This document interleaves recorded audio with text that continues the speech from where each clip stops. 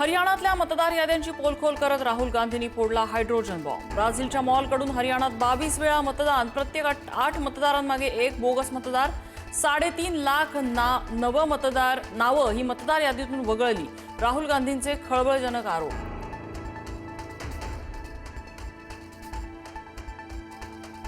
स्थानिक स्वराज्य संस्थांच्या निवडणुका जिंकण्यासाठी सरकारचा जूनमध्ये कर्जमाफीचा वादा। जूनची मुदत अमान्य, आत्ताच्या आत्ता कर्जमुक्ती द्या, उद्धव ठाकरेंची मागणी। मराठवाडा दौऱ्यात बांधावर जाऊन ठाकरेंनी ऐकल्या शेतकऱ्यांच्या व्यथा। उद्धव ठाकरे दौऱ्यासाठी पहिल्यांदा बाहेर पडले। ठाकरेंनी विकासावर केलेलं भाषण दाखवा आणि 1000 रुपये मिळवा। ठाकरेंच्या मराठवाडा दौऱ्यावर मुख्यमंत्री फडणवीसांचं टीकास्त्र।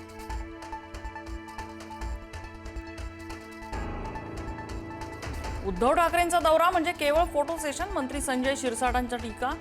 निवडणुकांसाठी दौरा असल्याची टीका।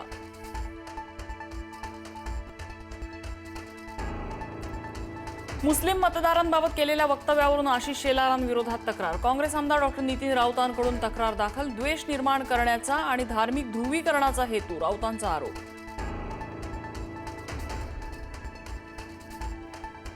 खासदार संजय राऊत रुग्णालयात दाखल। प्रकृती अस्वस्थ असल्यामुळे राऊत रुग्णालयात।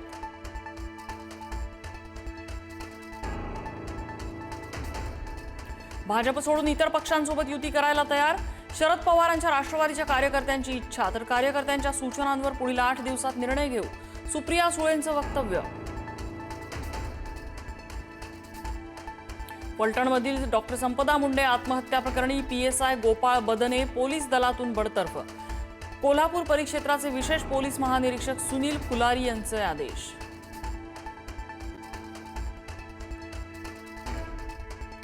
पुढारीचे चेअरमन एमिरेट्स, मुख्य संपादक पत्रमहर्षी पद्मश्री डॉक्टर प्रतापसिंह जाधव यांचा सहस्र चंद्रदर्शन सोहळा दिमाखात साजरा।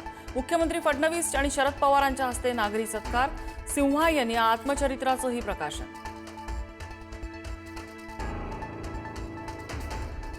मी विध्वंसक नाही तर विधायक पत्रकारिता केली, पत्रकारितेतून कधीही निवृत्ती घेणार नाही। सहस्र चंद्रदर्शन सोहळ्यातून पद्मश्री प्रतापसिंह जाधवांची घोषणा।